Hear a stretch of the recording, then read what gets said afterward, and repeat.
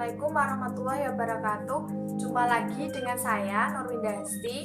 Di sini saya akan menampilkan video pembelajaran mengenai cara berjuang rakyat Nusantara sebelum tahun 1908 sampai 1941. Kemerdekaan bangsa Indonesia tidak lepas dari perjuangan melawan penjajah yang sudah dilakukan selama berabad-abad.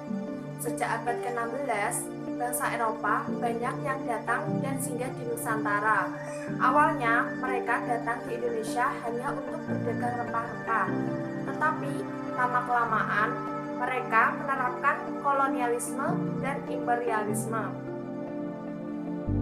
Nah, apakah kalian tahu apa itu kolonialisme? Kolonialisme adalah paham tentang penguasaan suatu negara atas daerah atau bangsa lain dengan maksud untuk memperluas negara itu.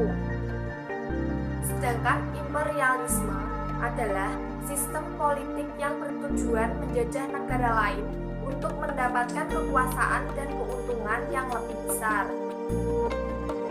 Nah, dari pengertian tadi, dampak negatif yang dilakukan oleh bangsa asing itu sangat menonjol sekali. Dampak tersebut dalam berbagai bidang, dalam bidang politik, ekonomi, dan sosial. Karena bangsa Indonesia tahu betapa banyak dampak negatif yang diperbuat oleh bangsa asing tersebut, maka muncul perlawanan kepada negara penjajah di berbagai daerah. Kondisi tersebut berlangsung cukup lama sebelum akhirnya proklamasi kemerdekaan Indonesia pada tanggal 17 Agustus 1945. Adapun di sini ciri-ciri perlawanan bangsa Indonesia sebelum tahun 1908 tersebut. Yang pertama, perjuangan bersifat lokal atau kedaerahan. Yang kedua, secara fisik dengan menggunakan senjata tradisional seperti bambu runcing, golok, atau senjata tradisional lainnya.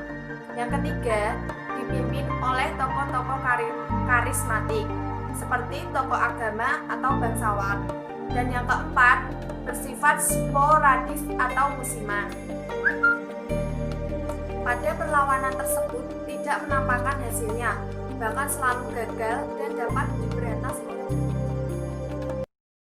pada berikutnya akan ditampilkan materi singkat tentang cara berjuang rakyat Nusantara sebelum tahun 1908 sampai 1941.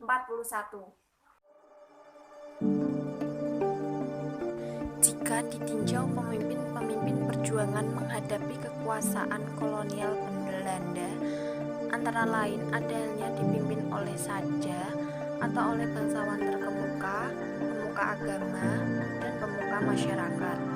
Untuk Suropati menjadi suatu pengecualian karena berasal dari rakyat kecil.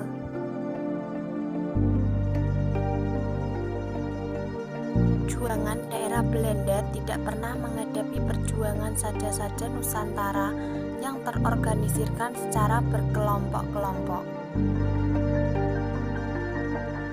Nah, di sini Belanda dengan mudah mematikan perjuangan para saja-saja itu, karena yang dihadapinya selalu hanya satu kerajaan atau satu daerah saja. Jadi, perjuangan sebelum tahun tersebut merupakan perjuangan bersenjata melawan Belanda. Terima kasih sudah menyaksikan. Sampai jumpa lagi. Wassalamualaikum warahmatullahi wabarakatuh.